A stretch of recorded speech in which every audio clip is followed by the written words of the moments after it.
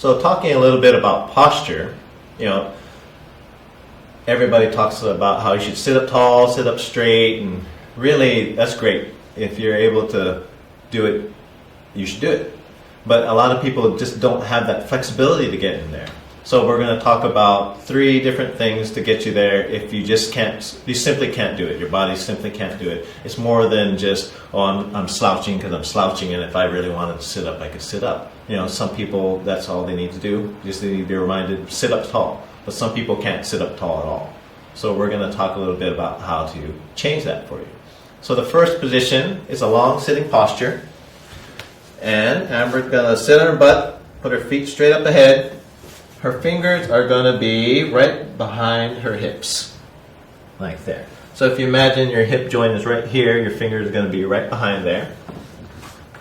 The focus is on pushing your knees flat into the ground and lifting your chest up. And not just up, but up to the corner of the ceiling. When she does that, you still want to look straight ahead. You don't want to arch your neck too high. Okay. Now she is of a normal body composition, meaning her arms are long enough that her hand can be flat while she's doing this. I have short arms. I can't touch my palms down to the ground. Some people, they'll be able to do it, and they'll even have a little bit of bend in their elbows. That's fine. Don't worry about it has to be perfect. Amber is perfect though. So what we're looking at is how to get this and turn this into a stretch for people. So if she's able to do this position right away, she doesn't have to do this too much.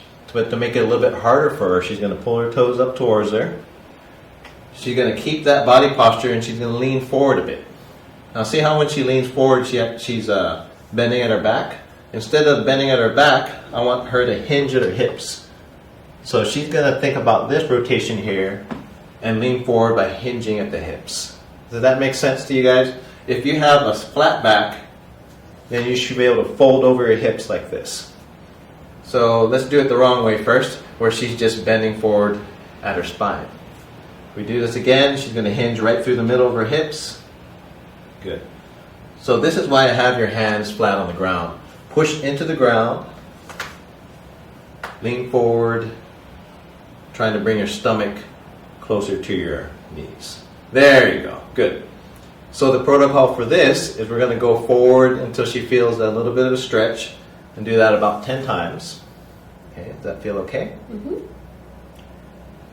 And say this is the 10th time, she's going to hold it there. Hold it about 15-20 seconds. Breathing is important here. Don't hold your breath. Good. And then from this position, she's going to bend forward a little bit more.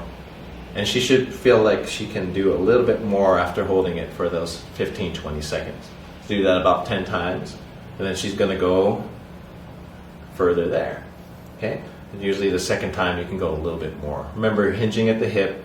Try and keep your back flat. So lift your chest up a little bit. And we're going to hold this one about 15-20 seconds. And we're going to do one more repetition. So the third rep, or third set, you're really going into that stretch territory there. So the first 2 are really warm-ups for the third one. And then this one she'll hold. So where are you feeling this mostly? Hips. In your hips. Some people feel it more in the hamstring, some in the hip, and some people actually feel it in their low back. Doesn't matter. What you're trying to do is achieve the position. Don't worry about where you're feeling it for now. In this third set, you can actually hold a little bit longer if you want, up to a minute. Then we'll come out of it.